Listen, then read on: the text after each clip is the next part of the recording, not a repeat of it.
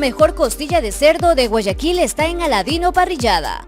Picaña, lomo fino, chuleta de cerdo, bife, pechugas de pollo, chorizos, parrilladas. Te esperamos en la Ciudadela Quisquís, Avenida Las Aguas y Costanera Esquina. Aladino Parrillada. Atendemos en el local y delivery.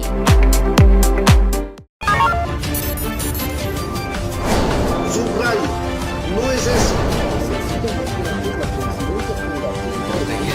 Pelearemos, pero eso quería llegar. Y que nos niegan, hay todo.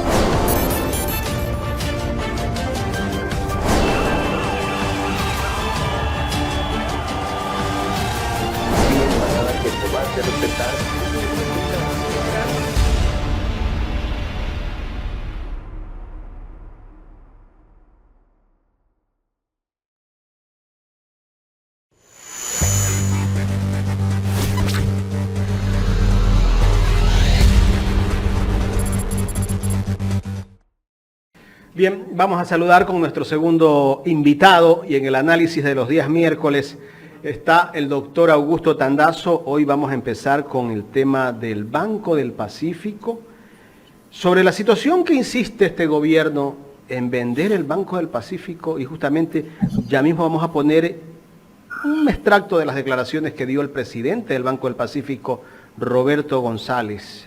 El por qué quieren vender el Banco del Pacífico. Doctor, buenos días, gracias, bienvenido. Buenos días, Carlita, buenos días, Jaime. Gracias por la invitación. El miércoles es un día bendecido porque estoy con ustedes. Así es que aquí estamos y como dijo Carlita, que es pitoniza, yo voy a hablar 2, 3 palabritas sobre el tema del general Arauz, que es lo siguiente. Tuvo una pequeña imprecisión. Cuando dijo, claro, no fue una imprecisión exactamente en el sentido estricto de la palabra. Más bien, lo explico mejor. Dijo, la policía o los policías no estuvimos negociando en ningún momento con las mafias.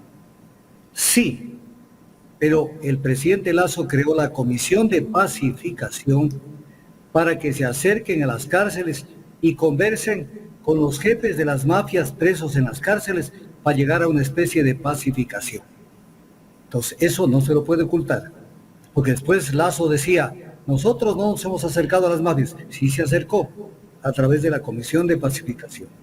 Segundo tema que no lo dijo el general Arauz, pero lo voy a decir yo, es el siguiente. En el informe, y es importante, porque no es un informe de los enemigos de Lasso, sino de los íntimos de Lasso. Es el informe del Frente Parlamentario Anticorrupción presidido por Fernando Villavicencio. Elaboró un informe y voy a leer un extracto de 5 líneas que consta en el informe. En el mes de diciembre de 2021,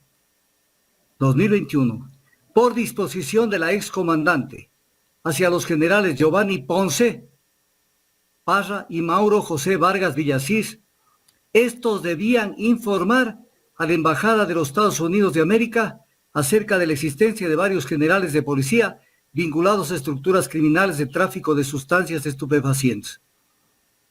Esta fue la maniobra para deshacerse de algunos generales, no solamente el general Arauz, y facilitar que suba el esposo de la comandante Varela al grado de general, el coronel Edwin Francisco Noguera Cosa, y también asciendan los coroneles Pablo Efraín Ramírez Erazo, Freddy Stalin Zarzosa Guerra y Freddy Omar Goyes Silva. Entonces, esto fue una canallada lo que hicieron. Una canallada. Y esto no debe olvidar el general Arauz, porque aquí tiene el informe del Frente Parlamentario, que es un informe que no lo pueden ocultar. Entonces, esto lo dice textualmente y dice más cosas, desde luego. Entonces, esto es importante verlo. Y luego toda la actuación de la embajada norteamericana, cuando dijo que la embajada de los Estados Unidos, lo dijo Fitzpatrick, toma seriamente el tema de corrupción y continuará revisando cuidadosamente las visas. Y lo convocaron al general Arauz para retirarle la visa, que posiblemente esto fue fruto de la gestión del general Ponce y del general Vargas, nombre y apellido, conforme lo dice Villavicencio en el informe del Frente Parlamentario Anticorrupción. Y entonces esto es gravísimo. Esto es gravísimo porque lo manipularon y lo utilizaron como cualquier pelele al embajador de Estados Unidos para que sirva de instrumento para poder llegar a la cúpula de la policía con la gente cercana a la comandante Varela. Esto es importante. Doctor, esto es importante. A un Sí. futuro, porque el general Arauz ha demandado, a un futuro, ¿qué puede pasar con todo este caso que se ha dado con las acusaciones de narcogenerales y todo, y no existen las pruebas necesarias? ¿Cómo que no existen las pruebas necesarias? Voy a ponerle un ejemplo. Si lo citan a Fernando Villavicencio, a que diga cómo es que el 21 de diciembre, el 2021, en diciembre de 2021, mandaron a 2 generales de la policía a hablar con el embajador norteamericano, a decirle que hay generales vinculados al narcotráfico. Tiene que, lo primero, citarlo a Fernando Villavicencio, ya no es asambleísta, y decirle, venga señor, diga, ¿cómo se enteró de esto? Y ahí va colando la piola. Cuando usted tiene la punta del ovillo, jala nomás la piola. Y Pero va agarrando la yo me madera. refiero, doctor, es porque el general Arauz está pidiendo que le muestren pruebas al gobierno de dónde sacaron información de que él es un narcogeneral. Es que eso no le van a dar, tiene que invertir la estrategia y tiene que atacar a aquellos que se vincularon a este proceso para sacarlo de la policía y para sacarlos, porque viene un tema que es feo. A ver, siempre hay estos intereses por meter la gente que les da la gana en los ascensos a generales del ejército, de la aviación, a los almirantes en la Armada y también en la policía. Siempre hay estos manoseos. Pero por ejemplo, que digan que tuvo una sanción, que no pasó la prueba de X, pero no por narcotráfico. Es terrible que una persona no solo que no le den el derecho a ascender, sino que le enloden su hoja de vida. Es gravísimo. Ahí hay que pelear como gato panza arriba y pase lo que pase. Pero eso no puede ser, que hayan actuado de esa manera. Y lo que dijo el general Arauz es muy cierto. Lo tuvieron secuestrado al presidente Lasso. Lo secuestraron porque, ¿qué pasa? La comandante Varela con el teniente coronel Erazo, cuando concurren donde Lasso, y le dicen, verá señor presidente, aquí tenemos estos papelitos que hablan de la mafia albanesa y que hablan del caso León de Troya y que hablan de Rubén Cherres y que hablan de todo esto. Entonces el otro se bajó los pantalones, les permitió el ascenso de los que quisieron, hicieron lo que les vino la regalada gana. Entonces ese es el tema, pero esto hay que volver a desenredar la madeja y volverla a armar. Qué sencillo, pero él tiene todos los elementos como para defender su causa. Él y los otros generales. Pero viene un tema que hay que razonarlo. En el Ecuador tenemos que parar alguna vez esto de los ascensos, porque es tan subjetivo el ascenso a los máximos grados de la policía y del ejército, de la aviación y de la marina. Porque todo se hace en función de antipatías, simpatías o de intereses. Intereses. Entonces, de esa manera, no se permite que ingrese alguien. Voy a poner un ejemplo. Si se ve en el horizonte que va a elevarse de rango a general a una persona que tiene todo el perfil para manejar la dirección de aviación de una institución armada, y dicen, lo que vamos a hacer es un negociado. No necesitamos que ese general vaya, porque tendría que ir a esa dirección de aviación. Entonces, no lo asciendas para que sigamos con la gente que está. O sea, todo es intereses. Eso tiene que inventarse otro sistema de ascenso.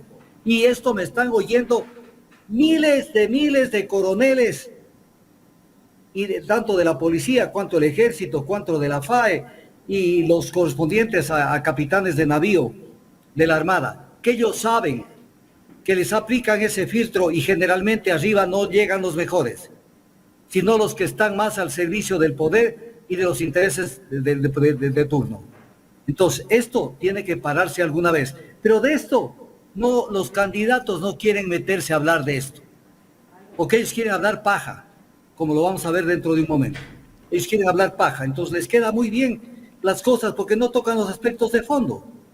Los verdaderos, si hiciéramos un análisis en cualquier institución de los que llegaron a coroneles, los que debían ascender y los que no debían ascender, generalmente ascendieron los sumisos, generalmente, no siempre, pero generalmente los sumisos, los obedientes al poder de turno o los que se adaptaban a determinados intereses de contrataciones. Punto. El resto es paja. Correcto. Doctor, pasemos ahora sí a la insistencia del gobierno de vender el Banco del Pacífico, pero antes de entrar con el tema, quiero poner un extracto de lo que dijo el presidente ejecutivo del Banco del Pacífico, Roberto González, para recordar un poco. Podría pasar. Un Estamos en favorcito tiempos de nomás. campaña y usted... No deje de ponerle a Carla para estar monitoreando que no se nos fugue. No, no se nos va todavía. Ya, pues, pero pondrále en la pantalla. Con toda seguridad habrá escuchado a algunos candidatos decir que el Banco del Pacífico debería ser entregado al IES como pago por la deuda que tiene el Estado con esa entidad. Técnicamente hablando, ¿sería esa una decisión viable y luego sería una decisión responsable? Bueno, yo creo que sería una catástrofe, porque primero que una cosa es el IES y sus problemas, que lo que necesitan es una profunda e integral reestructuración que no se hace en un día ni en dos, sino se hace mucho tiempo. Y otra cosa es que el Estado sea dueño de un activo productivo, rentable, como es el banco. Pero lo más importante de todos, y gracias por la pregunta, es que el 90% de los fondos que tiene el banco, que son 5.415 millones de dólares, es de privados, de depositantes como usted, como yo, como todos estos señores que hay aquí. Entregar esto a una institución como el IES significaría que al día siguiente la gente diría, ¿cómo que mi dinero va a estar aquí? Entonces, el Estado no solo no solucionaría su problema con el IES, sino que tenía un segundo problema, una monumental corrida de depósitos. La gente no confía en ese tema de esa entrega de un activo a un instituto como el IES, no tiene nada que ver. Entonces, mi obligación es precautelar a mis depositantes, que son los que, perdón, nos dan los fondos para poder prestar. Entregar el banco al IES o a otra institución financiera para cubrir una deuda es una decisión que no tiene ningún sustento técnico y podría provocar un enorme pánico financiero en el país. ¿Qué es lo que se debería hacer con el banco? ¿Insistir en la venta? Insistir en la venta, esperar obviamente a los resultados de las próximas elecciones y convencer o demostrar a la próxima administración del Estado que es sumamente necesario vender el banco. ¿Pero por qué? Si es tan buen negocio. Porque el Estado invirtió aquí, yo recuerdo cuando vine al país apenas 60 millones de dólares, hoy va a recibir 911. Ese dinero debidamente invertido, debidamente devuelto a la sociedad puede ser muy productivo, porque la tentación de mantener el banco en manos del Estado, un año puede ser que sí, pero al año siguiente puede ser que se vuelvan a desviar sus fondos en operaciones políticas y entonces volvemos a perder valor. Vea usted, doctor, cómo se justifican, ¿no? Invirtió 60 millones el Estado, pero ahora tiene 900 y hay que venderlo. A ver, esto es grave todo lo que dijo Roberto González, presidente ejecutivo del Banco del Pacífico. ¿Por qué razón? Porque él está diciendo que el Banco del Pacífico es una institución rentable y productiva. ¿Y por qué la quiere vender? ¿Por qué la quieren vender? Y al seguro no. No, pero espérenme un ratito. Primero, ¿por qué la quieren vender? ¿Porque a cuenta de qué? O sea, ¿por qué el Estado quiere perder un activo tan importante como el Banco del Pacífico? Primera cuestión. Segundo, yo no estoy a favor de esto, pero digamos que le pagan al seguro la enorme deuda que tiene el Estado, que con esto no se resuelve la deuda con el seguro, porque el banco vale en este momento 910 millones de dólares. Es lo que vale, que son 845 millones más 65 millones de la utilidad del último periodo. 910 millones. Pero no quiere decir que el del IES lo va a manejar, pues, porque es lo que da a entender Roberto González. Porque lo puede tomar el IES y el IES venderlo, que yo no estoy de acuerdo con su venta.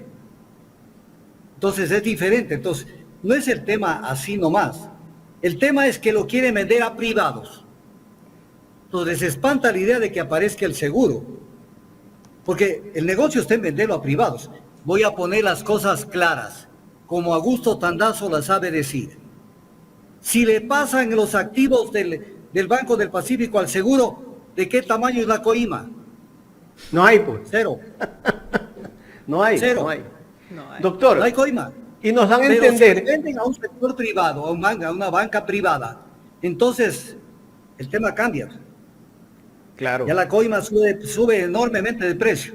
Entonces el tema es sencillo. Cuando usted ve que quieren vender algo, es porque quieren ver de dónde sacan los palos de los que habla Zapata. ¿De dónde salen los palos? Que me gustó lo que dijo Arauz, no son precisamente los palitos de helado. ¿De dónde salen los palos? Entonces, vender el Banco del Pacífico.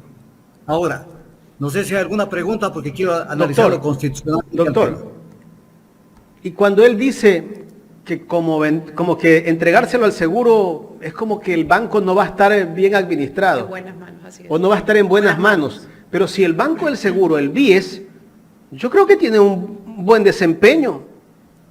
Yo lo veo que es un banco que da crédito y que hace un buen trabajo. Tal vez hay cosas que tal vez no anden bien por allí, pero tiene una buena administración. A ver, el BIES es un excelente banco. Pero ¿qué culpa tiene el banco si cada vez que falta dinero en el seguro social lo descapitalizan al banco del Instituto Ecuatoriano de Seguridad Social y se llevan el dinero para gastos que son de rutina? Entonces, ¿de qué estamos hablando? ¿Cómo Doctor, se puede, por ejemplo, en un determinado momento decir... Doctor, y además a él ya no le compete hablar de eso. ¿Cómo? A él ya no le compete hablar de eso, que se le entregue el banco al Seguro Social. No le compete, lo que quieren es trasladarlo al sector privado bancario. Punto. Y ahí deben haber intereses nacionales e intereses conectados con los intereses transnacionales.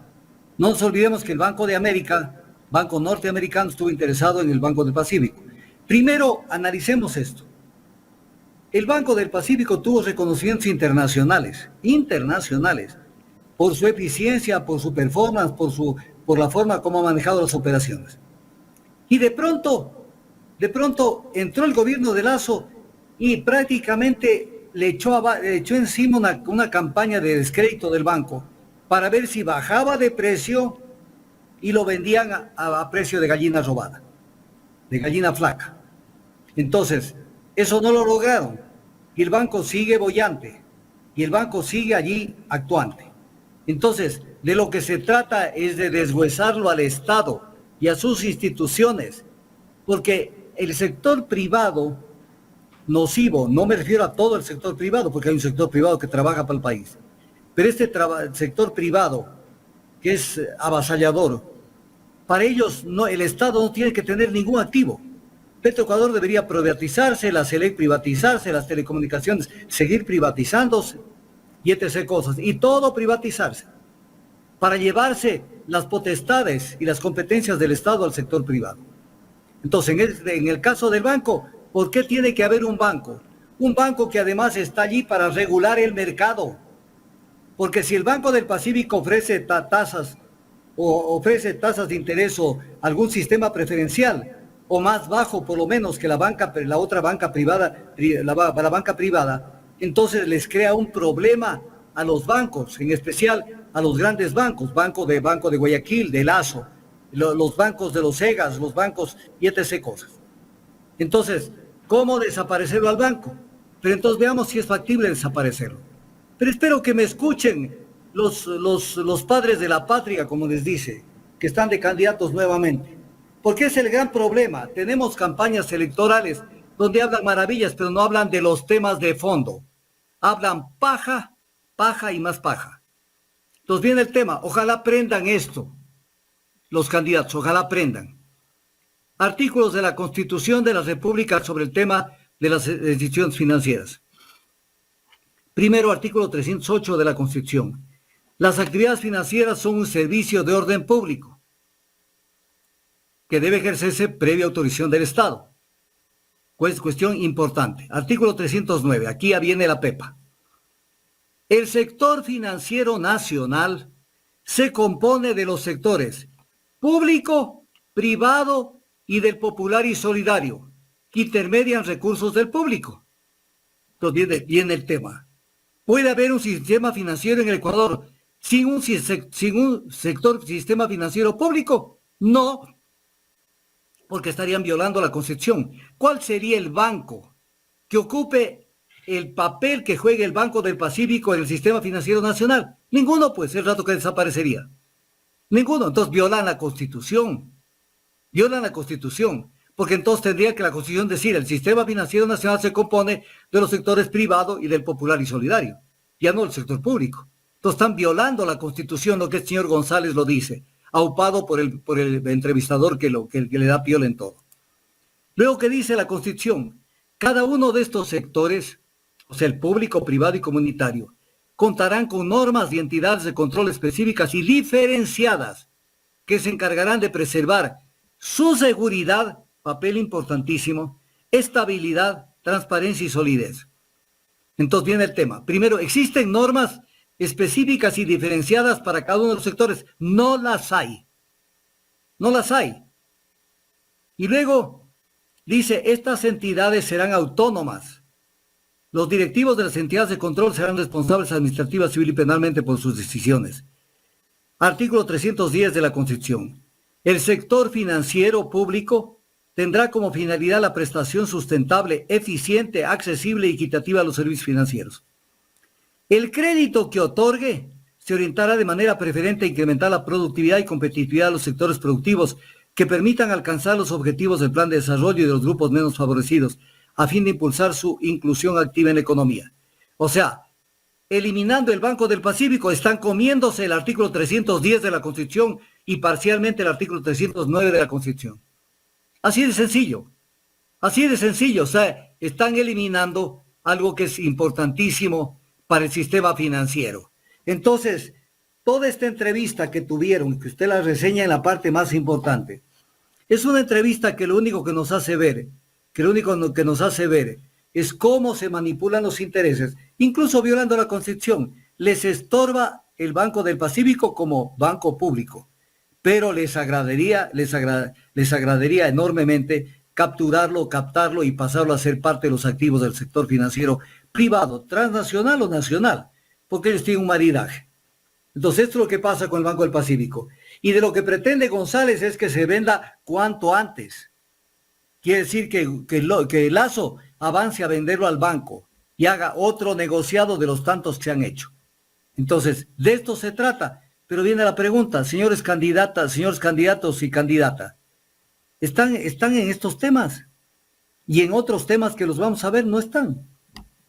No están. Entonces, mientras estamos pensando en las elecciones y etc. cosas, no nos damos cuenta cómo se están llevando el país al peso. Bueno, sin duda alguna, este gobierno le ha querido meter la mano a todo tipo de institución en donde más ha podido, doctor. Pero bueno, esto también del tema del Banco del Pacífico va de la mano con los supuestos proyectos, digo supuestos, que tenía el presidente de la República. ¿Realmente se necesita esa venta del Banco del Pacífico para suplir algún tema de necesidad económica del país? ¿O realmente es una demagogia, algo innecesario? ¿Cuál debería de ser el objetivo principal del Banco del Pacífico? Primero, regular el mercado a través de su presencia en el mercado. Porque eso hacen las empresas públicas. Si no existiera la CNT, hicieran la fiesta entre Movistar y Claro. Entonces, aparte de la necesidad de que las empresas públicas sean entidades rentables y mucho más importantes para la economía, eso es de verlo. Una Petroecuador que produce a la mitad de lo que produce una empresa privada de su costo de producción, es necesaria, pues. Es más, ojalá todos los campos pasaran de los campos privados a Petroecuador, por una sencilla razón, porque es más barato que Petroecuador produzca un barril de petróleo que una empresa transnacional. Pero ¿cómo hay que eliminar la Petroecuador? Buscando cualquier pretexto baladí. O quitándole los campos, que es lo que pretende hacer, y lo está haciendo el ministro Santos estos días.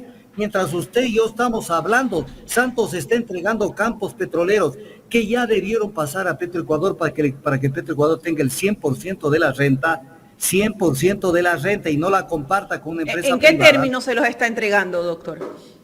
Lo más grave, aparte de que no son beneficiosos para el país, es que prorrogue un contrato. Porque un campo petrolero tiene una cantidad de X de reservas, una cantidad. Y si usted espera que no quede un barril y recién le digan, ahí le entrego los fierros, ese campo vale cero.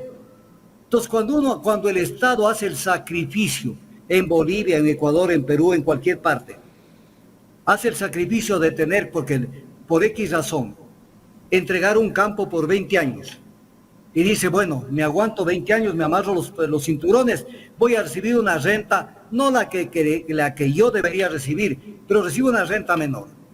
Pero con la esperanza de que ya se vence un contrato para que vuelva ese campo con las instalaciones y los derechos al Estado. Y sucede que vence ese contrato y lo prorrogan. O sea, independientemente, a si le mantengan los mismos parámetros económicos del contrato, es un perjuicio al Estado. Porque están dejando ese campo en manos privadas, cuando ya debe pasar a Petroecuador, para que Petroecuador, con los costos de producción que tiene, que son la mitad de los costos de producción del sector privado, tenga el 100% de la renta. Esto es difícil de entender, no le digo a usted, Carlita, es difícil de entender al pueblo, se lo digo. Tan elemental como eso. Y Santos está negociando renovación de contratos. Y dice, pero es con la empresa china. Peor con la empresa china. Peor con la empresa china, que nos ha quedado tan mal en todo.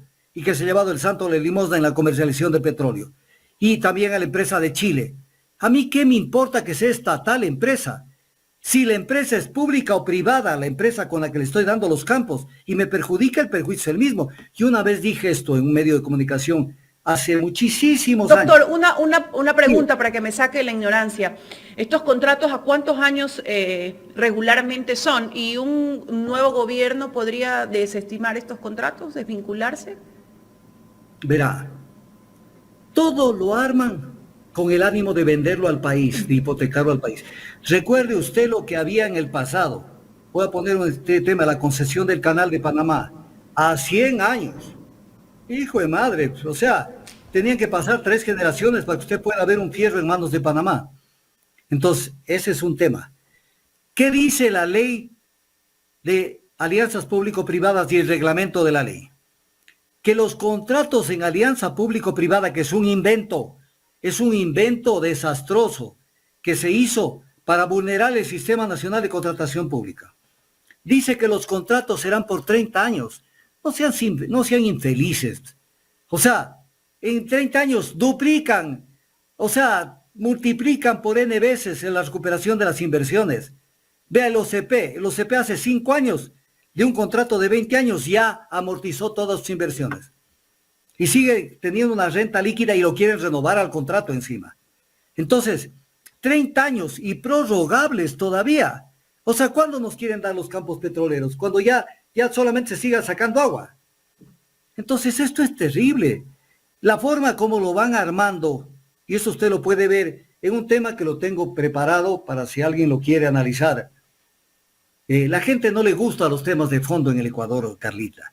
La gente en el Ecuador le encanta el eslogan, el cliché, la frase cortita. Por ejemplo, el porqué del porqué de la contratación con las alianzas público-privadas. Hay que analizar la ley y el reglamento de la ley que lo acaba de dictar, está más fresquito que el pan. El presidente Lasso. Pregunta del millón. ¿Qué candidato o candidata ha hablado de este reglamento que es horroroso? Horroroso. Es más o menos poner en vigencia un Swiss Challenge, que es un sistema el menos transparente del mundo en materia de contratación pública. O sea, todos los parámetros de lo que es un Swiss Challenge lo meten en una contratación pública. Por ejemplo, este es un tema, pero es para un tema central, no más que ese tema. ¿La gente está dispuesta a oír esto o solamente oír propuestas vanas y caídas en el vacío de los candidatos o candidatas? Este es un tema grave, lo que usted acabó de tocar. Entonces, todo esto tiene su efecto. Quieren deshuesarlo al Estado. Y obviamente atacando al sector público para decir lo más ineficiente, que es la cantaleta de todo el mundo. Pero la eficiencia se evalúa por costos, no se evalúa por otra forma, de otra forma. La verdad es que, bueno, sin duda alguna estas explicaciones nos dejan repensando, ¿no? De la forma en que venden al país. Pero el tema del Banco del Pacífico viene encadenado al tema del seguro social. Porque bueno, en estos momentos ahora se le trata de dar una vuelta a todo lo que tiene que ver las instituciones públicas. En ese sentido, doctor Tandazzo, ¿cuál es la salida para el Seguro Social? La salida para el Seguro Social está en la gente. Primero, que no se deje tomar del pelo. Está en la gente, porque es el país de la ingenuidad, el país del candor. Entonces el tema es, dice la Constitución, el dinero del Seguro Social son distintos de los del fisco. Y sin embargo, o no le pagan o se le lleva la plata. Entonces, lo primero, devuelvan la plata. Pero viene la pregunta, lo dice Sonnenhorst en su plan de gobierno. Vamos a pagar la deuda del IES, más o menos lo dice. Pero viene la pregunta, ¿y con qué plata lo vas a pagar? Si están apoyando, por ejemplo, el que el crudo del ITT se quede bajo tierra, con lo cual va a colapsar la dolarización. Entonces, ¿de qué estamos hablando? Yo puedo decir cualquier cosa. Dice el pensamiento sufí profundo. Dice, la palabra agua no calma la sed. ¿Qué es lo que calma la sed? El agua, no la palabra. ¿Cómo se va a cambiar? ¿Cómo se va a cambiar la realidad del Seguro Social? ¿Cómo se va a cambiar? Con el sistema que tienen, lo vamos a analizar en el caso Sonnenhorst, de su plan. Entonces, ¿cómo lo van a cambiar? ¿Cómo? ¿Por qué le toman del pelo? Además, hay una cosa que es importante decirla, que lo estaba yendo a decir. Carlita, alguna vez en una entrevista de hace muchísimos años, tratando de explicar esto, decía, si a una hija mía, que no le he tenido, pero hipotéticamente a una hija mía la viola un gringo, es terrible. Es terrible. Si la viola un chino, es igualmente terrible. ¿O qué? Porque es chino y ojos rasgados. Y viene del ex gobierno de Mao Zedong. Y es bueno. O de Xi Jinping. Si la viola un europeo, lo mismo. Si la viola Lula y su gobierno, es lo mismo, es violación. Como nos hicieron con la Central San Francisco y con otro tipo de contratos que se hicieron. Es violación. ¿De qué estamos hablando? Entonces, es que estamos contratando con una empresa china pública y te está perjudicando al Estado, o te hace feliz que te perjudiquen solamente por saber que la CNPC es una empresa china. Entonces, eso es lo que le falta al Ecuador y a su gente, defender su patrimonio. No lo defienden al patrimonio. Y entonces caen en cualquier edad, en cualquier vaina. Esos puntos que tocó usted ahorita del plan de gobierno de Otto, ¿cuáles son las inconsistencias que usted encuentra ahí? Ya lo vamos a ver. Déjeme solamente desarrollar un temita que es de coyuntura. El Consejo Nacional Electoral ha escogido 5 temas para el debate presidencial del 13 de agosto. Y el debate versará sobre seguridad y gestión integral de los impactos de la delincuencia y el crimen organizado. Seguridad y gestión integral. No hay nada estructural ahí. Régimen económico, creación de empleo y desarrollo productivo. Política social, educación, salud, cultura, bienestar familiar y social. 4º tema, democracia, institucionalidad y participación ciudadana. 5º tema, sostenibilidad, gestión de riesgos y conservación del medio ambiente. ¿Qué les hace falta en los temas? No se habla nada sobre la deuda externa.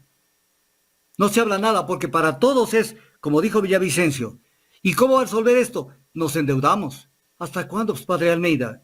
Pero el pago del servicio de la deuda, de los intereses, para que me entienda el pueblo, eso va creciendo. Estamos viviendo para pagarlo, ni siquiera el capital, sino los intereses de la deuda. Eso nos está ahogando, peormente para pagar el capital. El tema de la deuda interna. ¿Quién habla de la deuda interna con profundidad? No con eslogans, con cifras. ¿Cómo van a resolver? Le voy a poner un ejemplo. Al Banco Central, el gobierno le debe más de 6.500 millones de dólares todavía de una deuda de 9.000 millones. 6.500 millones de dólares le debe. Y deuda que se contrajo fundamentalmente en el gobierno de Correa. Deuda interna. ¿Cuándo van a pagar la deuda interna? No solamente al seguro, sino al Banco Central. ¿Cómo se va a manejar el país? ¿Cuáles son las dicotomías entre la inversión extranjera y la inversión nacional? Porque no se las puede poner en un solo saco. Hay que privilegiar la inversión nacional, como dice el artículo 339 de la Constitución. ¿Qué piensa el Ecuador de los créditos de proveedores? Donde a pretexto de que no tenemos plata, nos imponen contratistas de esos países y nos sacan la madre vía por tasas de interés y por vía de que como no hay concurso, nos imponen precios. ¿Por qué no debatimos en el Ecuador sobre la planificación integral vinculante o referencial para ver que el país vive de una planificación que en el fondo no existe? ¿Por qué no hablan los candidatos sobre la soberanía energética, que es una norma constitucional consagrada en 3 artículos de la Constitución? Soberanía energética. ¿Cómo la van a alcanzar? Exportando petróleo e importando combustibles, dejando el crudo bajo tierra. ¿Qué proyectos han armado los gobiernos para soberanía energética? Ninguno. El tema de venta de empresas incautadas. ¿Cuántos años vivimos hablando de la venta de empresas incautadas? El origen de la crisis financiera, económica y financiera del IES y su solución. Esos son los temas que están ausentes del debate. Están ausentes del debate. Entonces uno dice, ¿qué es esto? ¿Qué es esto? ¿De qué estamos hablando?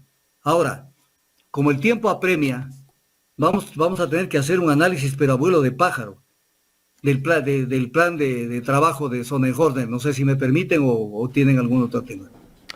Vamos con el plan de trabajo de Otto Sonnenhorster. Usted, Tengo que decirlo despacio ese apellido porque es difícil. Sí, yo a ratos me confundo con Alcacelser, pero ya viéndolo bien es Sonnenhorster. Sí, ese es el problema. Pero no es el único, doctora. La verdad es que aquí es medio conocido Sonnenhorster, Alcacelser, Schwarzenegger, Schnauzer, hasta Gerald Schauder he escuchado por ahí. Saucer 8 también dicen por acá. Oiga, ¿usted se acuerda cuando lo nombró Moreno vicepresidente de la República? Los asambleístas que querían exaltar su nombre y apellido y querían ser protagonistas y se pegaban unas trabadas y decían unos apellidos que no daban con el nombre, con el apellido. Pero bueno, es el vicepresidente que tuvimos representante de los medios de comunicación en el gobierno de Moreno. Representante de los medios de comunicación y de la derecha. Sí. Entonces, a ver, tenemos que ir rápido. Antes de que se vaya Carlita. Ella no se puede ir. Bueno, ella se está arriesgando a que yo le meta una acción de protección. Y apoyo la moción. No haga eso, doctor, que no tengo cómo defenderme. No. Mejor que no tenga cómo defenderse. Para mí es mucho más importante.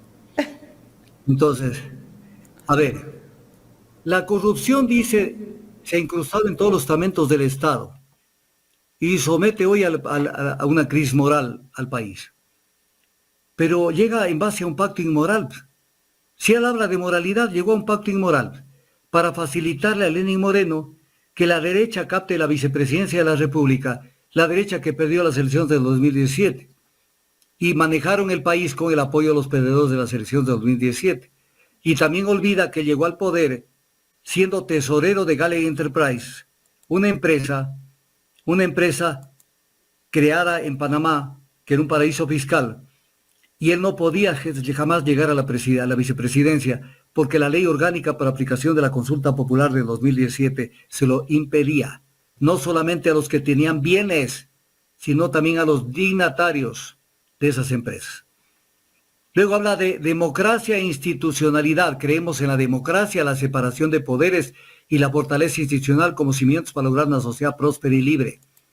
Y el trujillato que crearon en el gobierno de Moreno, que era para asaltar la democracia, asaltar los poderes, tomarse las instituciones del Estado. ¿De qué está hablando? ¿Qué cree que somos imbéciles que no nos vamos a acordar? Transparencia y combate a la corrupción. Pero cuando a él le encargaron el tema de la salud en el gobierno de Moreno, fue la feria de los hospitales y la feria de las medicinas. Entonces, ¿de qué está hablando? Eficiencia y efectividad en el servicio público. Promovemos un servicio público que impulse el diálogo con el sector privado. ¿Cuál diálogo? No para dialogar, sino para transferir los servicios públicos al sector privado y convertir un servicio público en un negocio rentable, cambiando el sentido de lo que es un servicio público, como el nombre lo dice, servicio a la comunidad, no rentabilidad económica, no lucro. Y ellos están con la derecha que busca todo lo contrario, que va a combatir, dice en el 4.1 del plan, combatiendo frontalmente a las mafias. ¿Y qué ha dicho hasta el día de hoy, 19 de julio del 2023, sobre el caso León de Troya? ¿Qué ha dicho? Ahí está un caso de mafias, de la mafia albanesa. que hay que enfrentar el cambio climático y sus efectos promoviendo una economía circular. Y que habla de la soberanía energética. Yo quisiera saber qué dice sobre la soberanía energética, que ningún candidato se atreve a tocar ese tema, que es clave. 3 artículos de la Constitución hablan de la soberanía energética. 3. Me parece, si recuerdo bien, 284, 304 y 334. El tema de las consultas a las comunidades, que lo convirtieron en una consulta nacional, violando la Constitución con el tema del Yasuní. Y tampoco entiende una cosa, el origen de la contaminación. La contaminación no se origina produciendo petróleo. La contaminación se origina consumiendo combustibles, que vengan o no del ITT, o sean importados, eso es lo de menos. Respeto irrestricto a los derechos fundamentales, lo plantea. Y la protesta de octubre del 2019, cuando él era vicepresidente, los derechos fundamentales, cuando mataron a más de una decena de personas y los heridos pasaron de centenares. Y los derechos de salud sobre la pandemia, ¿acaso el derecho de la salud no es un derecho fundamental? Y eso ni siquiera se pudo tener la seguridad de la identidad de los cadáveres que morían en el caso del COVID. Reducir las muertes violentas con seguimiento. Mire esto, a ver, leámoslo despacito. Eje de seguridad integral. Reducir las muertes violentas con un seguimiento a nivel regional y nacional. Entonces alguien me escucha lo que estoy leyendo del plan de Sonnenhorst. ¿Y esto qué quiere decir? Nada. Reducir, todos quisieran reducir las muertes violentas. Con un seguimiento a nivel regional, estadísticas. Pero ¿y cómo lo vas a reducir? El cómo no existe, pues. Es una tomadura del pelo. ¿Cómo vas a reducir las muertes violentas? Reducir la reincidencia de criminales previamente capturados y enjuiciados por cometer crímenes en el territorio nacional. Ah, o sea que los crímenes cometidos en territorio nacional hay que juzgarlos en el Ecuador. ¿Y por qué tuviste una posición favorable a la extradición? Que era más o menos que lo juzgue la justicia, la privatización de la justicia internacional. Incrementar la captura, mire qué bonito que suena, esto está hermoso, está por ponerlo en un letrero. Incrementar la captura de los criminales más buscados por la Policía Nacional del Ecuador. Suena bien, si el pueblo puede decir, ve, que Sonnenhorst los va a capturar. ¿Y cómo los va a capturar? ¿Cómo? ¿Por qué plantea esto? Aumentar la presencia del Estado a través de brigadas, unidades de policía comunitaria, entre otras, o sea, en el tema de seguridad. Brigadas son privados, policía comunitaria es privado, no pueden manejar armas. ¿Cómo van a enfrentar la inseguridad sin armas? Pero además, ya la fuerza policial va a llegar a 60.000 policías. Eje económico, proteger y fortalecer la dolarización. ¿Cómo? ¿Cómo va a fortalecer? Con el crudo bajo tierra, que no va a haber ni siquiera un centavo para importar combustibles. Y aupando, favoreciendo la suscripción de acuerdos de libre comercio, en donde nos van a abrir la puerta para meternos todos los productos. Voy a ponerle un ejemplo así de entrada. Una camisa en $10. ¿Qué industria nacional va a producir una camisa en $10? Entonces viene el tema. Quieren romper con la industria, la incipiente y famélica industria nacional. Y todo para favorecer, porque es importante verlo. El enfoque de estos gobiernos es favorecer la exportación per se. ¿Por qué? Porque ellos están buscando, primero, posicionarse en el mercado internacional y segundo, que se les dolarice el Ecuador para tener amplias ganancias dentro del Ecuador. Porque con dólares y con una economía sucretizada viene el tema. Recuperar el rol del Estado e invertir de manera responsable los recursos públicos en servicios sociales e infraestructura. Qué bonito que sonó. Lo voy a repetir, Carlita y Jaime. Recuperar el rol del Estado e invertir de manera responsable los recursos públicos en servicios sociales e infraestructura. ¿Cuál fue la inversión de Moreno en su gobierno, del cual fue parte de Sonnenhorst? La inversión social en infraestructura fue cero. Entonces, ¿cómo nos puede ofrecer una persona que fue parte de un gobierno que lo primero que hizo fue no hacer nada? O sea, dejar que las cosas se mueran ahí por consunción. Impulsar la reactivación de la inversión privada para apalancar el crecimiento, generación de empleo adecuado y desarrollo sostenible. O sea, esto tiene color y sabor. Nuevos incentivos a la inversión privada debe ser. Porque cada vez que invocan esto es para a la inversión privada dejarle que no tribute 15 años, que haga la fiesta con el Ecuador. Y etc. cosas, no me voy a seguir con este tema. Crear más plazas de empleo adecuado y de calidad. Qué bonito que sonó. Mire, yo estoy a punto de llorar. de la emoción, desde luego. Crear más plazas de empleo adecuado y de calidad, especialmente para mujeres jóvenes y adultos mayores, que son los grupos que tienen los indicadores más graves de desempleo, informalidad y empleo adecuado. Alguien lee este plan y dice, con este vamos a tener empleo. Como cuando Magua nos ofreció 600.000 plazas de trabajo, pero no nos dijo que era en base a los migrantes que iban a trabajar en el exterior. Entonces, ¿cómo va a crear las plazas de empleo? Fomentar el emprendimiento a través de medidas que apoyen al pequeño y mediano empresario. ¿Cuáles medidas? Con tasas de interés que llegan al 28% para el emprendimiento, tasas de interés fijadas por el Banco Central. Y dolarizado. ¿Qué ha dicho sobre esto? No ahora de candidato. ¿Qué ha dicho Sonnenhorner sobre la política financiera en el Ecuador? Nada. Y ahora un eslogan. O sea, es la campaña del eslogan. Salud pública, mejorar los niveles de inversión en materia de salud pública. ¿Y qué hicieron ellos en el gobierno de Moreno? Nada. Nada. Fortalecer y transparentar los procesos de compra de medicamentos.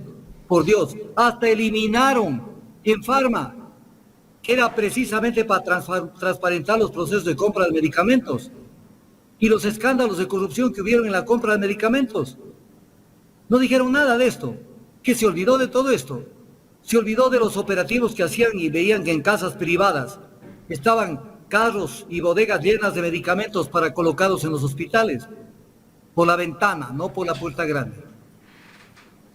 Mire esto, y esto es salvaje. En materia de salud dice, prevenir y reducir actos de violencia dentro de espacios de infraestructura hospitalaria y de provisión de servicios médicos.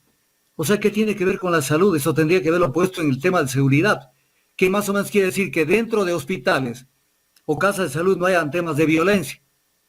O sea, pongan un adecuado control de seguridad en los centros de salud y para contar, pero no lo pongan como un eje de política.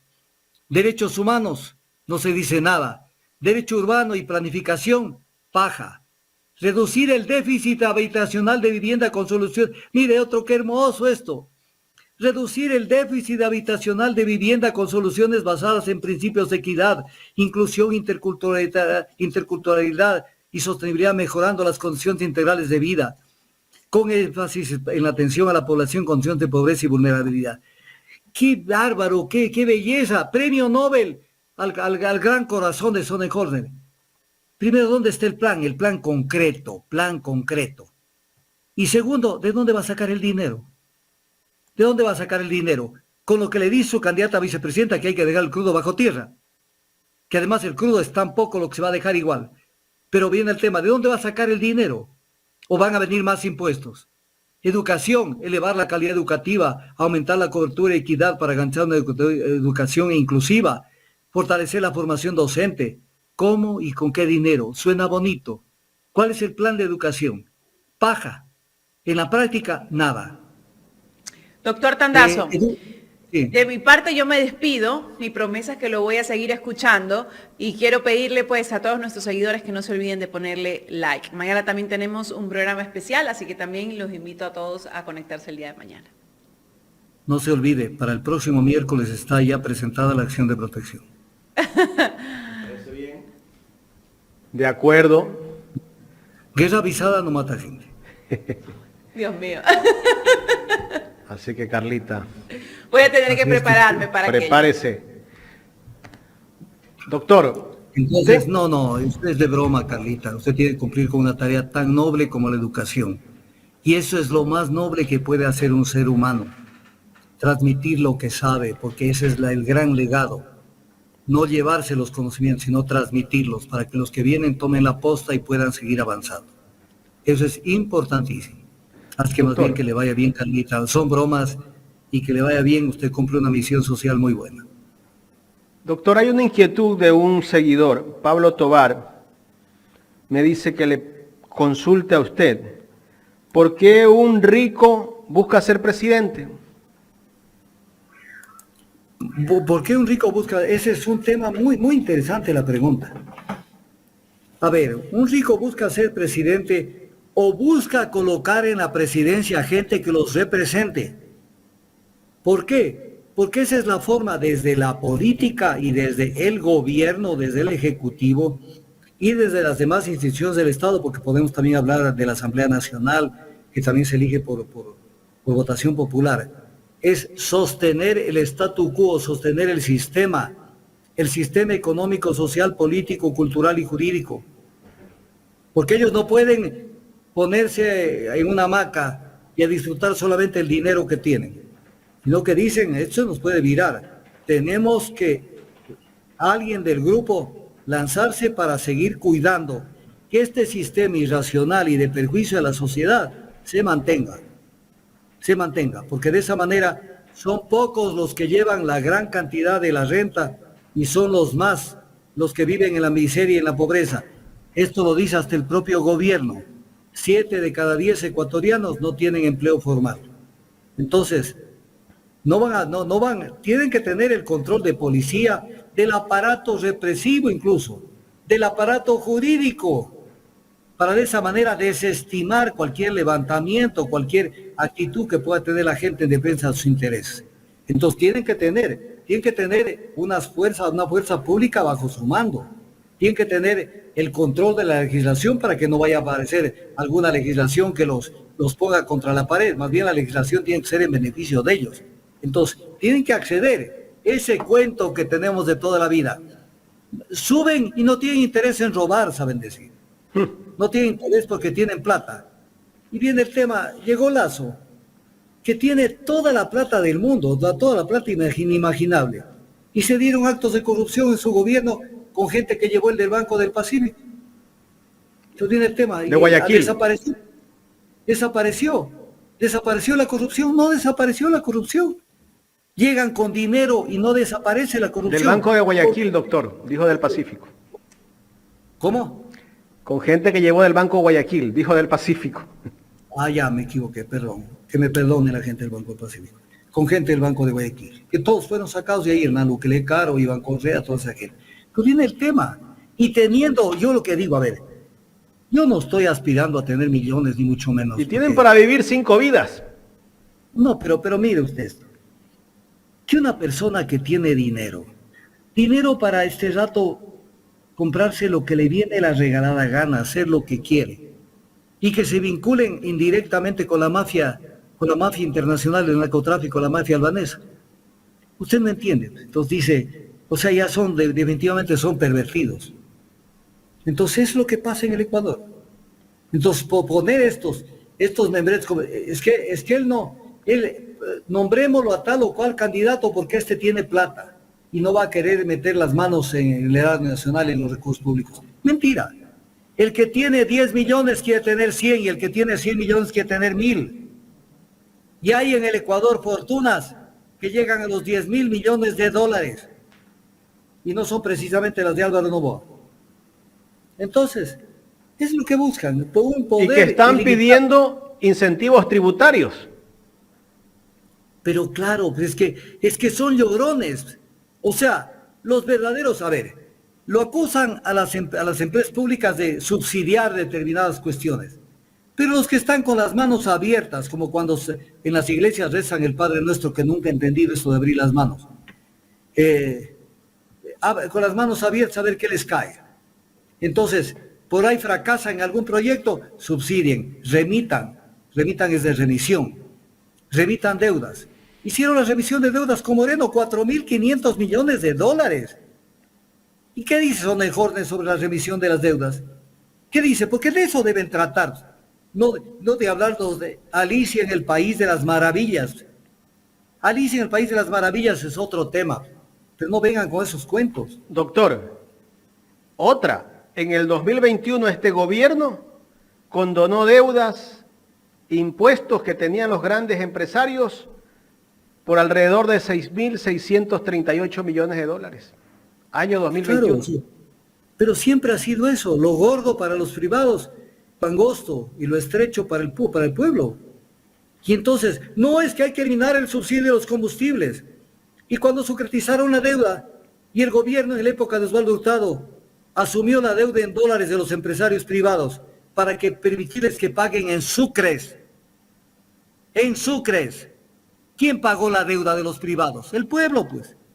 Porque de la economía nacional se pagó la deuda de los privados.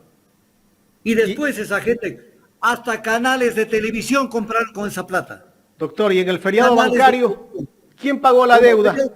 El feriado bancario se rifaron los CDR, los certificados de depósito reprogramados, se rifaron.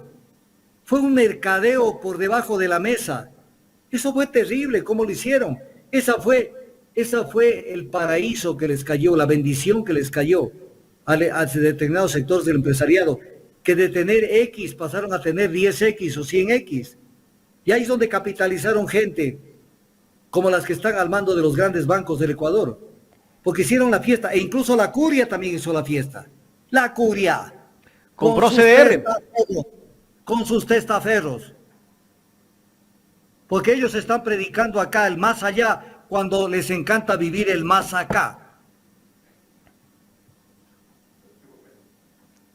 Así es. Hay tantas cosas que hay que recordarle a la gente. Hay jóvenes que no se acuerdan, no saben porque tienen 18 años y están desconectados de la realidad. Siempre es bueno hacerles acuerdo de lo que ha vivido este país, ¿no? A ver, voy a dar una cifra para los jóvenes. Para los jóvenes. El dólar más o menos estaba un tipo de cambio en el Ecuador a 5.000 sucres. O sea, con un dólar se cambiaba 5.000 sucres. Se obtenía 5.000 sucres. Claro, ya 5.000 sucres ya es una devaluación descomunal. Pero ¿qué pasa? Tomaron la decisión de dolarizar cuando el dólar ya subió a 25.000. O sea, que eso lo hicieron a propósito, ¿para qué? Para pulverizar el dinero de los ecuatorianos. Entonces, si alguien tenía, por poner un ejemplo, 100.000 sucres, eso eran $4. $4, nada más que eso. Entonces, de esa manera, les acreditaron en las cuentas dólares, que era una exigua cantidad respecto de lo que habían logrado acumular en sus reservas de sucres. Doctor, y los bancos ya estaban forrados de dólares, pues. Estaban forrados, siempre lo han hecho. No nos olvidemos que en el Ecuador hubo un gobierno cuando se devaluaba la moneda permanentemente y tenían de ministro de finanzas un dueño de una casa de cambio. Vea, usted le cuenta eso a una persona de Europa o de un país serio y no le creen. Tiene usted llevar papeles con notario para justificarles que es así. Así no puede ser que sean tan imbéciles en el Ecuador. Esto pasa en el Ecuador, ¿por qué? Porque el pueblo está cazando pajaritos preñados, está en otro patín. Entonces, esto es lo que pasa. Dígame si seguimos con Sonnenholzner. Sigamos con Sonnenholzner. Pronunciará bien, no me gustó mucho la pronunciación. Me parece que falló. Sonnenholzner en algún momento le va a reclamar. Educación superior, incrementar la tasa bruta de matriculación al tercer nivel. ¿Cómo vas a incrementar, Sonnenholzner, si no hay cupos en las universidades? ¿Cómo vas a incrementar? No hay cupos. Aparte de que no hay carreras intermedias, no hay absolutamente nada. Entonces, no hay dinero para todo tipo de cosas y además no existe ni siquiera infraestructura. Porque si se tiene un cupo, por poner un ejemplo, para 300 estudiantes de medicina, no pueden decir vengan 1.000. ¿Y dónde les dan clases y dónde hay laboratorios? No hay. Entonces, incrementar, porque pueden decir cosas lindas como promover programas de becas para la formación del talento humano. Ahí tenemos miles de ecuatorianos becados que están aquí en el Ecuador y con el problema de que no pueden pagar sus becas, porque no hay trabajo. Entonces, si no se dinamiza la economía, esto cae en un saco roto. Entonces, todos los que hablen de becas están orinando fuera del pitch. Porque no digo que no son necesarias, pero si no hay empleo, yo soy muy directo, Jaime. Estamos becando a gente para que después se vayan a trabajar en el extranjero. Es el papelón que hace el Ecuador. Y encima les quieren perdonar todo lo que recibieron para pagar esos estudios en el extranjero. Entonces, ese es el gran problema que tienen. Fortalecer los procesos de compras públicas. Mire lo que dice Sonnenholzner. Fortalecer los procesos de compras públicas de las instituciones de educación superior. Si son autónomas, papito, pues ¿cómo te vas a meter en la Universidad Central del Ecuador o en otra universidad? Peor si es porque ni siquiera dice la educación instituciones públicas de educación superior. Dice instituciones de educación superior en general. O sea, mañana van a decir cómo debe comprar la Universidad Católica. Son instituciones autónomas, no te han contado que son autónomas. Entonces ya son tomaduras del pelo. En el sistema de protección y seguridad social, fortalecer el sistema de protección social y sus capacidades de censo para asegurar que todos los beneficiarios obtengan los beneficios del sistema. O sea, ha sido un problema de censo nomás, Jaime. Pero con censo o sin censo, no hay recursos para fortalecer el sistema de protección social. No los hay. Eliminar incentivos perversos, dice. Ahí sería preguntarle cuáles son los incentivos perversos. ¿Los incentivos que les dan al sector privado o los que le dan al pueblo, que por lo menos algo tiene que caerle en base a un sistema injusto que es el que vivimos? Hay que preguntarle cuántos millones de incentivos tributarios han recibido en estos últimos años. Mire lo que dice aquí: crear un sistema de seguridad social viable y eficiente que alcance a pagar los beneficios prometidos con el apoyo de una contribución fiscal sostenible, presupuestable y predecible. ¡Qué hermoso! ¡Qué precioso! No dijo nada. No dijo nada.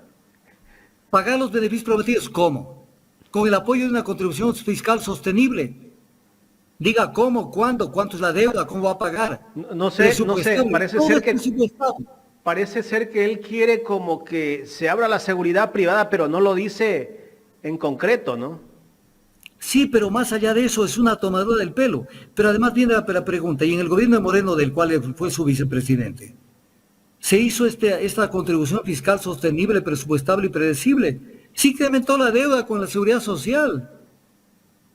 Mire, esto es hermoso, qué precioso. Sonnenhorner, te pasaste. Establecer un esquema que permita una vejez digna, con el acompañamiento adecuado del Estado al servicio de los ecuatorianos. ¿Qué será ese esquema que permite una vejez digna? Y tal vez sería aumentando los años de jubilación, como lo que pretende Lazo, y que ellos no dicen nada sobre el proyecto de la ultraderecha, de Augusto de la Torre, de Pablo Lucio Paredes y todos ellos. Doctor, aumentando los años de jubilación, ¿así se llega a la vejez digna? Pero de la Torre dice que están aumentando las aportaciones, no la edad.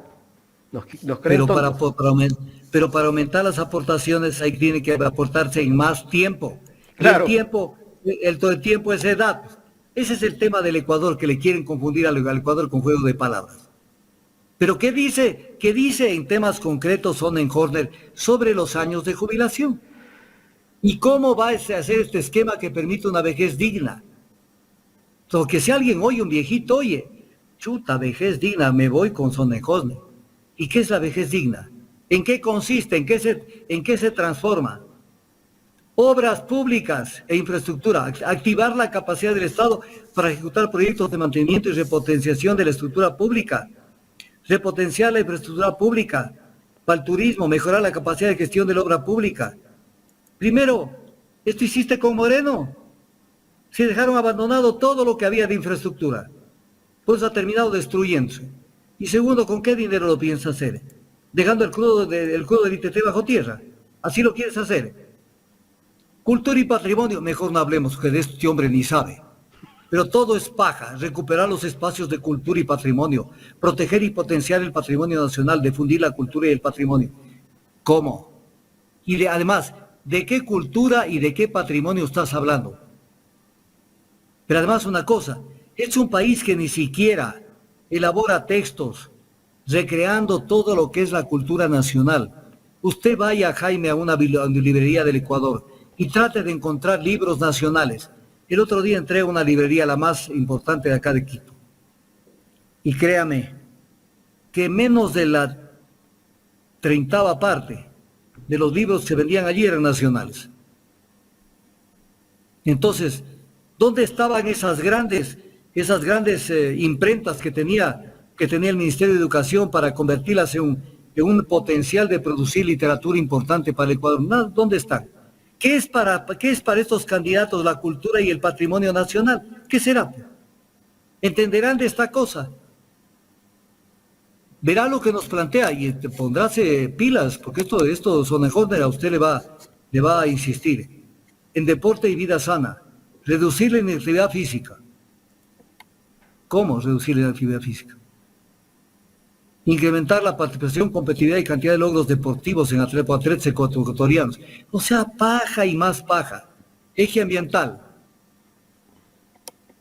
Gestión responsable de recursos no renovables como petróleo y minerales. Sí sabrás cómo se gestiona la explotación de recursos naturales como el petróleo técnicamente en el Ecuador el día de hoy. Sabrás. Y cómo se pueden implementar políticas y regulaciones que garanticen la conservación y el uso responsable de estos recursos, como el bosque, agua y biodiversidad. ¿Conoces? ¿Conoces o estás generalizando? Y no entiendes el tema. Luego dice mitigar las emisiones de gases de efecto invernadero, promover la utilización de energías renovables y mejorar la eficiencia energética. Sonó lindo. A ver, ¿cuáles son las energías renovables que quieres utilizar? En una oferta primaria, de energía primaria en el Ecuador, donde el 90% son combustibles fósiles. ¿Cuál dentro de estos son, por ejemplo, la energía eólica, la solar, el biogás y etc.? ¿Cuál es el componente? ¿Cómo participan? ¿Tendrás una idea de lo que es un balance energético? ¿O es nada más que una frase? Implementar medidas de gestión de riesgos frente a fenómenos como el Niño. Si no tenemos un dólar para gestión de riesgos, no tenemos un centavo. Le pongo el ejemplo, caso Alausí. Nos cayó el caso Alausí, que es terrible, que ya nos hemos olvidado el caso Alausí. Y el caso Alausí fue predecible incluso, pero no había un centavo. Cuando cayó el caso Alausí salieron con que el gobierno de Lazo, que había que endeudarse con los organismos internacionales para recién a partir de ahí atender a la gente. No tenemos un dólar para un caso de calamidad. ¿De dónde va a sacar el dinero para esto que dice? ¿De dónde lo va a sacar? Fortalecer los canales y mecanismos de participación efectiva de la ciudadanía en el ciclo de políticas públicas. Quieren eliminar el Consejo de Participación Social y Control Social, al que se tomaron en la época de Trujillo, precisamente para anular la participación social. Entonces, ese es un tema importante. Transparencia y combate a la corrupción, otro eje político, y el trujillato. Doctor, pero ese tema en campaña él ni siquiera lo menciona, pero está dentro de su plan. Está dentro del plan porque tiene que cumplir, pero hay que atacar también al plan, para demostrarle al pueblo de que estos candidatos nos toman del pelo. Nos toman del pelo. Entonces, cuando después viene el problema de que, voy a poner un ejemplo, ¿por qué es importante lo que estamos hablando, mi querido Jaime? Porque después viene el problema de que alguien, por ejemplo, quiere hacer una revocatoria del mandato. Entonces dice, ¿cómo le va a hacer la revocatoria del mandato? Tiene que utilizar el plan de trabajo para decirle, esto no cumplió. Por eso es importante ver las pavadas que ponen, para decirle, ¿cómo vas a cumplir? Porque además, como norma general, que es... Pero ya tenemos una muestra pues, de lo que pasó con Guillermo Lasso. Se planteó 2 revocatorias de mandato, 2 organizaciones o colectivos sociales, pero al final el CNE y el Tribunal Contencioso Electoral desechó porque no sé si dijo que estaba mal planteada la revocatoria o Lasso estaba cumpliendo con el plan y no se dio pues. Es que para eso, cuando hablábamos de por qué se toman el poder, por qué cuando usted me preguntó de por qué los ricos quieren tomarse el poder, es precisamente por esto, para tener consejo electoral propio, tribunal contencioso electoral propio, en ese caso, para no permitir consultas que los pueda afectar, que le puedan dar la vuelta política al Ecuador, sino solo permitir las consultas del otro lado, que además le salió el tiro por la culata a Lasso cuando las hizo. Pero viene el tema, o sea, para eso es controlar el poder. Claro. Tener las cortes, tener la Corte Constitucional, tener la Contraloría, la Fiscalía, la Superintendencia. Para eso es la actividad política. Ellos tienen que seguir manejando. El rey desapareció en la institución del manejo integral y absoluto del poder soberano del Estado. Doctor. Cuando le partieron en tres pedazos con la reforma de Montesquieu y apareció la función judicial, legislativa y la ejecutiva. Entonces ahora dijeron, ok, ya no podemos solamente entronizar un rey, tenemos que capturar las tres funciones, porque teniendo las tres funciones ejercemos un poder de soberanía, no es un poder de monarquía sobre el pueblo. Doctor, y una muestra de ello es lo que se intentó hacer en estas elecciones del mes de febrero por el tema de la consulta popular. Vino un vocal o vicepresidente del CNE a Guayaquil a decir que había un fraude con el tema de la consulta popular y que ahora ya lo estamos diciendo y lo estamos viendo que también está cuestionando el que no se haya contratado el conteo rápido para las próximas elecciones. Y no entiendo cómo ese consejero, que creo que es consejero, sigue dentro del CNE quien acusó de fraude las elecciones. A ver, ¿por qué siguen el consejo? La pregunta que usted se hace no es la correcta. ¿Por qué sigue? Por eso mismo sigue. Porque está ahí para cuidar de determinados intereses. Por eso está allí. Entonces, no es importante cómo se vota ni quién vota, sino quién cuenta. ¿Y usted qué cree? El gran riesgo que se tiene en estas elecciones con un Consejo Electoral y un Tribunal Contencioso Electoral en funciones prorrogadas. Por eso lo tuvieron Hernán Ulloa en el Consejo de Participación Ciudadana y Control Social, para que mire para cualquier lado y deje que prescriban y que sigan en funciones prorrogadas Contralor, Cortes, en este caso superintendentes, defensores públicos, defensores del pueblo y etc. cosas. Y en este caso el Consejo Nacional Electoral y el Tribunal Contencioso Electoral. O sea, ¿cómo puede ser que estemos con gente prorrogada en funciones? Ellos saben por qué están allí, son cuotas de poder. Recuérdese lo que le dijo Santi, lo que le dijo Marlon Santi a Jaime Vargas, cuando tuvieron una discusión. Y esto está grabado y publicado. Y le dijo, tú la pusiste a Diana Tamay. Eso le dijo, y está grabado. Entonces, eso le dijo Santi a Vargas. Santi a Vargas. Entonces, viene la pregunta, ¿cómo Vargas pudo haberla colocado a Diana Tamaín en el Consejo Nacional Electoral? ¿Cómo? Si él no era miembro del Consejo de Participación para elegirla a Diana Tamaín como consejera del Consejo y después... Pero doctor, es evidente, pues, cuando estuvo Moreno repartieron todo, pues. Repartieron todo. A eso voy. Es que a eso voy, pues, Jaime. Que los que están responden a determinados intereses, pues. Claro, pues. Tospita responde a determinados intereses. Y todos responden a determinados... Y si hay un lunar, como si ha habido generalmente uno entre 5, le hacen de lado, le boicotean, no la convocan. Hay una consejera que la tienen marginada. Claro. Me parece que es de apellido Nájera, me parece, sí, si me equivoco. Sí. Elena Nájera. Ya, entonces, de eso se trata. Por eso es que participan, se ponen los ponchos.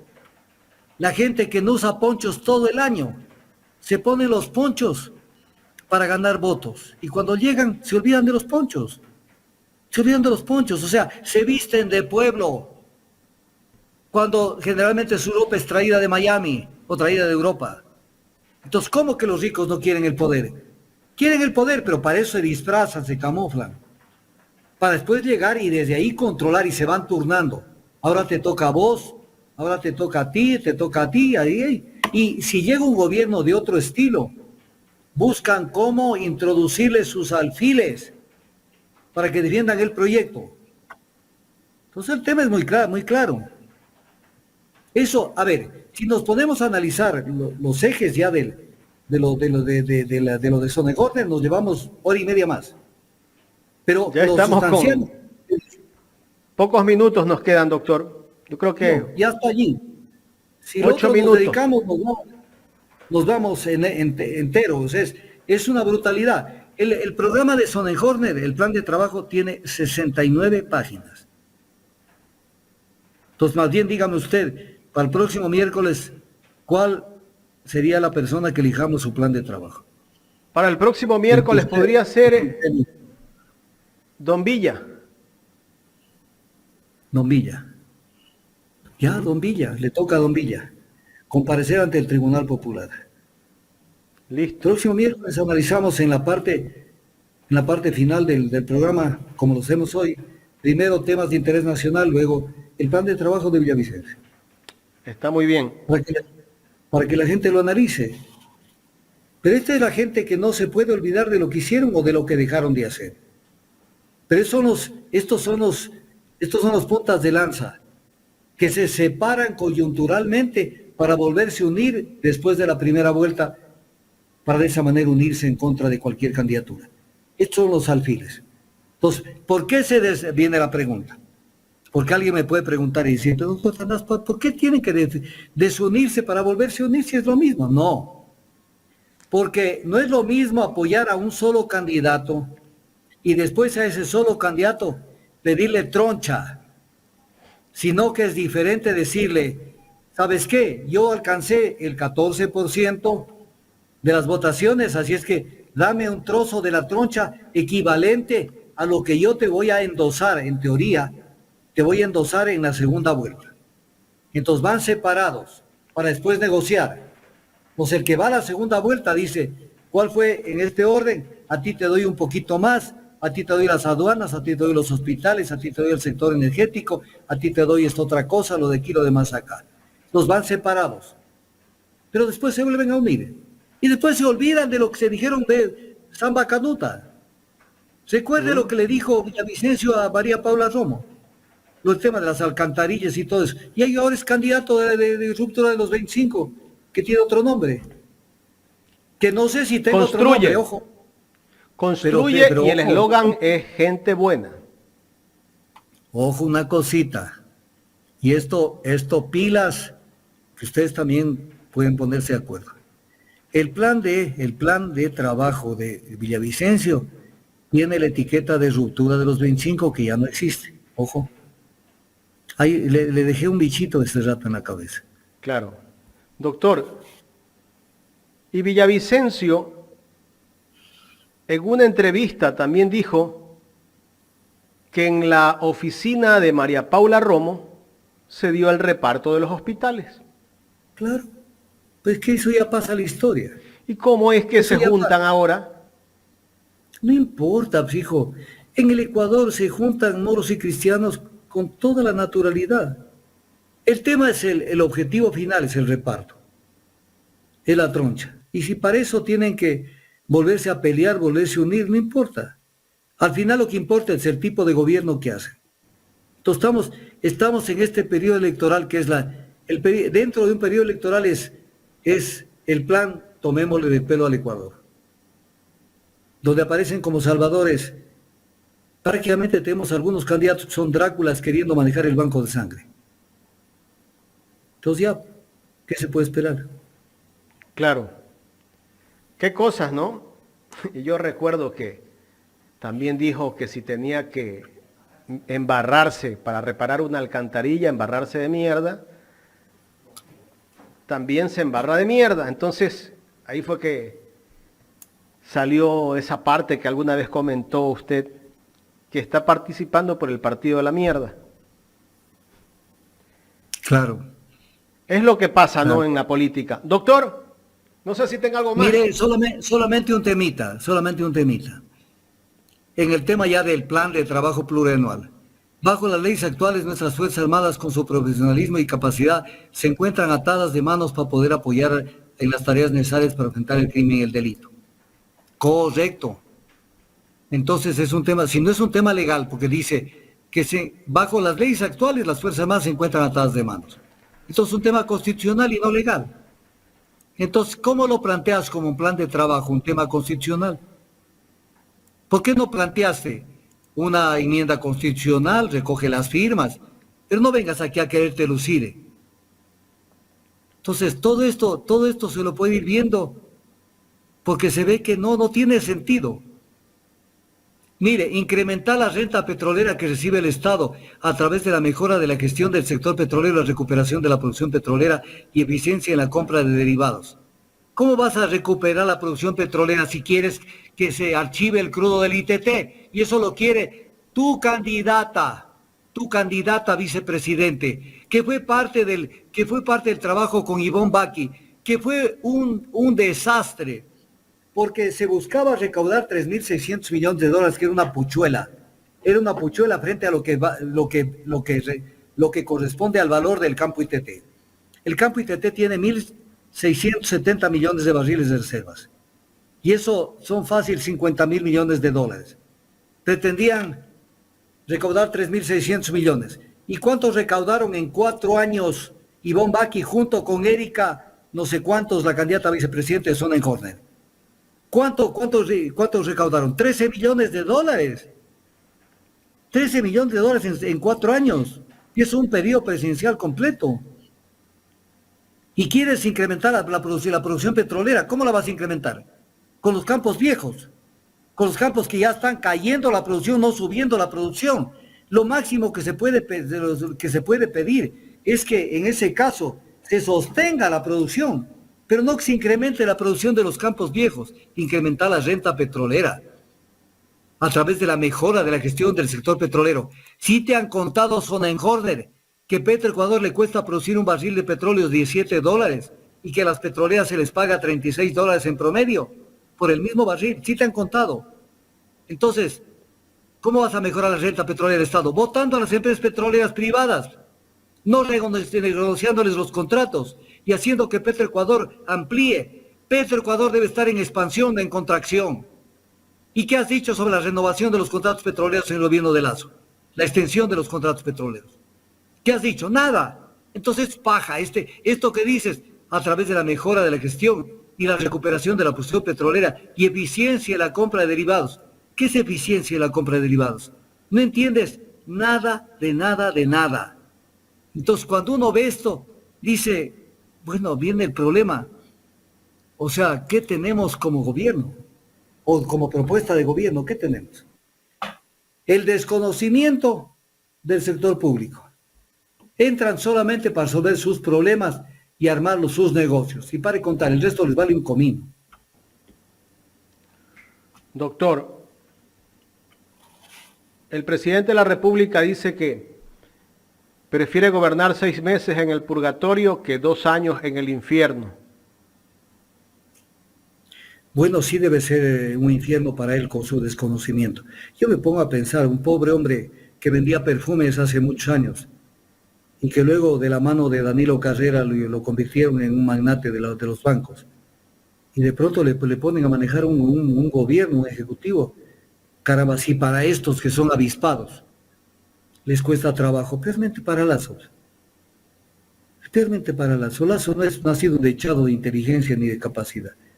Entonces, claro, está en el purgatorio, según él. Pero en el purgatorio está haciendo diabluras, porque está intentando meter leyes. Ya le votaron por lo menos la ley de zonas francas. Pero ahí tiene un sistema, que esto se utiliza en la política. Va metiendo proyectitos que aparentemente no son controversiales, como el último que acaba de meter, que se condonen deudas de educación superior, etc. costos. Entonces le va metiendo cosas que pueden pasar. Y de pronto viene el batatazo y le mete una de esas terribles, como fue el tema de zonas francas. Entonces hay que estar atentos, porque este hombre hasta el último quiere dejarlo enlodado al país. Doctor, en el tema del Banco del Pacífico ya no tiene chance o todavía tiene chance a que lo pueda vender este gobierno. Vea, otro tema que no le hemos visto de este gobierno. Se está volviendo una costumbre, pero que es una violación al espíritu de la contratación pública. O sea, usted, por ejemplo, gana un concurso, para lo que sea, una telefónica, gana Claro, se instala en el Ecuador. Le firma un contrato por 20 años, pongamos un ejemplo. Pero, ¿qué quiere decir eso? Que en 20 años tiene que usted volver a licitar, porque la contratación pública no puede nacer de la discrecionalidad. La contratación pública tiene que nacer de los concursos, y concursos no amañados, sino bien hechos.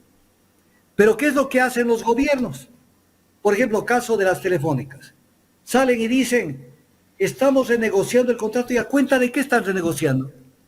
O sea, ¿por qué tienen que mantenerlo al contratista? ¿Por qué?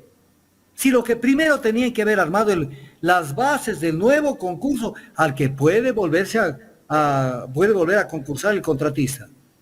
Pero ya terminar ese contrato. Y viene el tema de la reversión de los bienes, porque al finalizar un contrato, los bienes afectos a una concesión revierten al Estado sin costo alguno. Pero armar un nuevo concurso. Entonces se ha vuelto una costumbre en el Ecuador.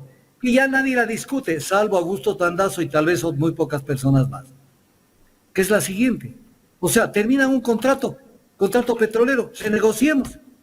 Oye, primero devuelve al Estado porque de pronto la CNT lo puede asumir. Y van a decir, es que no tiene plata. ¿Cómo que no tiene plata? Tiene plata con las tarifas que cobran, pues. De ahí sale pues, el Kuski para poder... ¿O que creen que las empresas privadas vienen a hacer filantropía? Vienen a meter dinero de su bolsillo y no lo recuperan nunca. ¿Acaso no puede hacer lo mismo el sector público?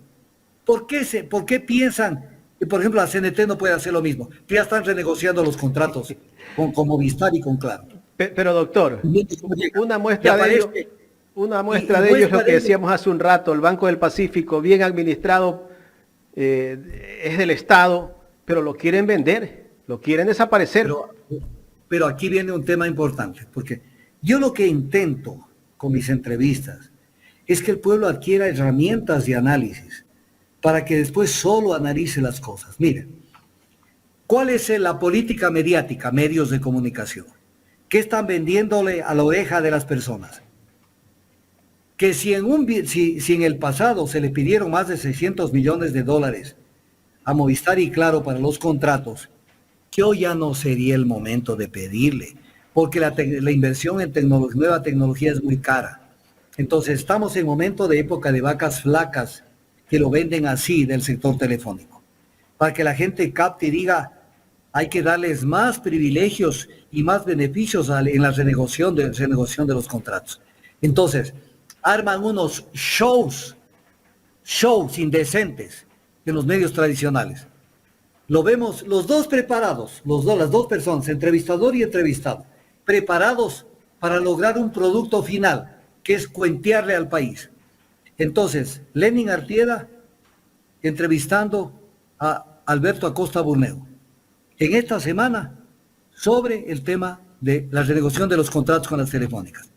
Y si usted lo analiza, por favor, es fácil verlo, pongan contacto directo y 15 minutos vean esa entrevista. Y ustedes se van a dar cuenta que están defendiendo los intereses de la renegociación. Que salga cuanto antes, que las hagan rápido, que no pidan mucho el Estado, porque ahora está a la baja, porque hay que hacer muchas inversiones. Y está tras eso, que se renegocie. Porque en el fondo, en estos medios de comunicación, se hace lobby. Se venden facilidades, se venden ideas para que la gente mañana sale un titular. Doctor. Gobierno renegoció el contrato con Claro y con Movistar y la gente dice, sí, es lo normal. Si ya nos lo dijeron en Coavisa. No, armen concursos, porque lo que no es mediante concursos transparentes y lo que es discrecional, eso es corrupción. Doctor. ¿O que creen que la corrupción es solamente otras cositas por allí? Y estos medios que tienen una concesión de frecuencia del Estado no ponen voces disidentes, que deberían de obligarlos. No van a poder nunca, pese a que la Constitución dice que la información tiene que ser plural.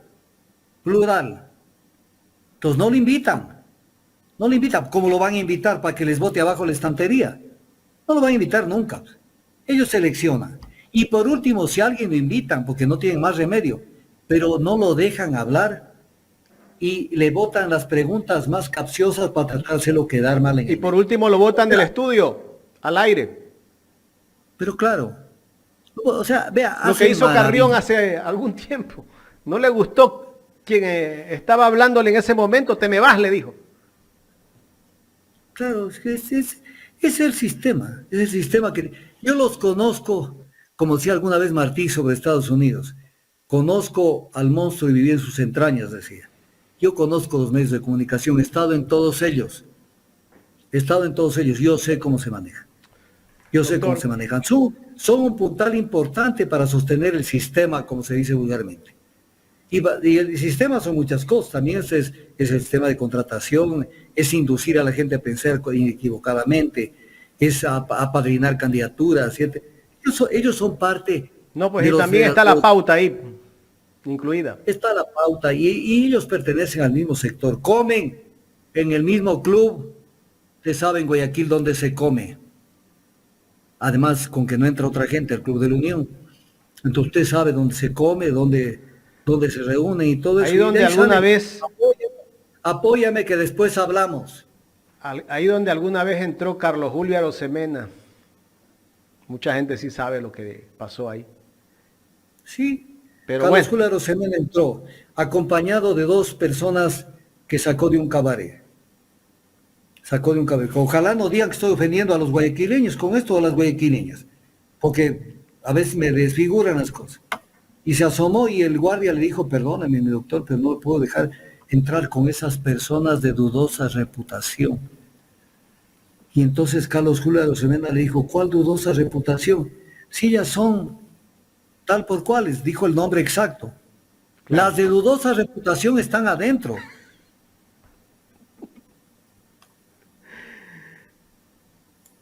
Qué anécdota que vivió Carlos Julio, ¿no? Y la gente que estuvo allí. De esas hay algunas de Carlos Julio.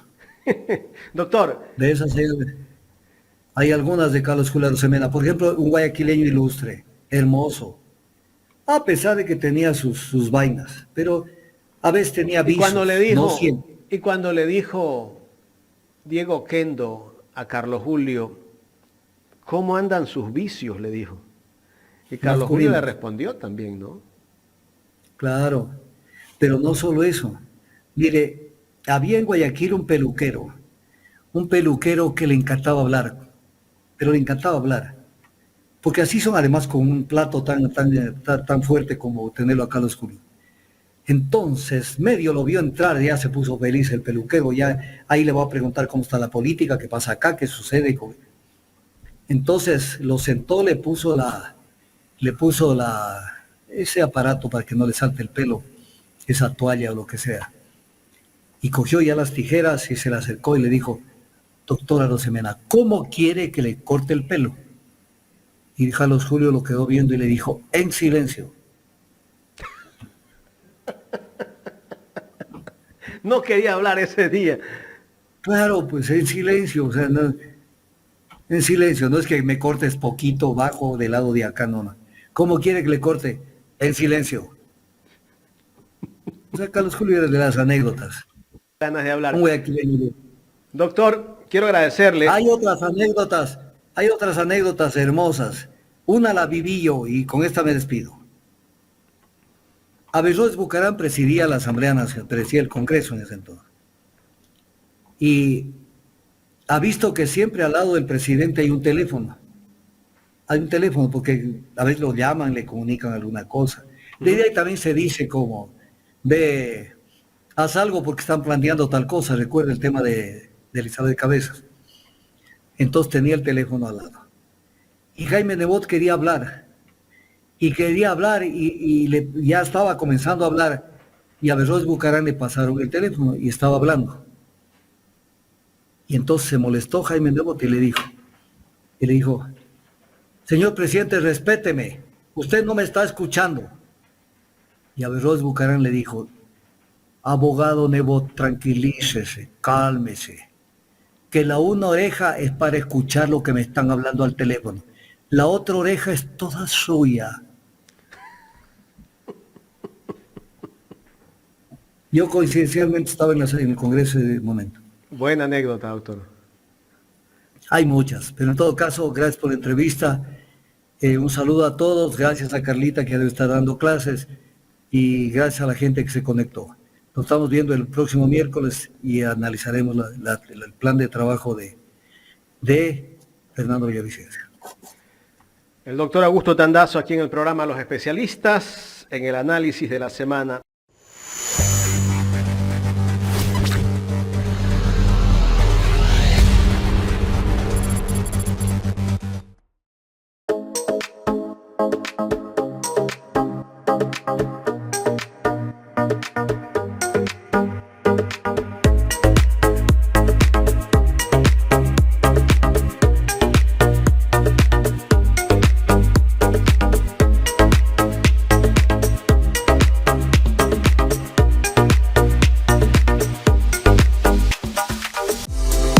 La mejor costilla de cerdo de Guayaquil está en Aladino Parrillada.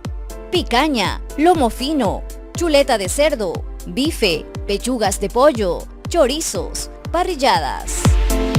Te esperamos en la ciudad de La Quisquis, Avenida Las Aguas y Costanera esquina. Aladino Parrillada. Atendemos en el local y delivery.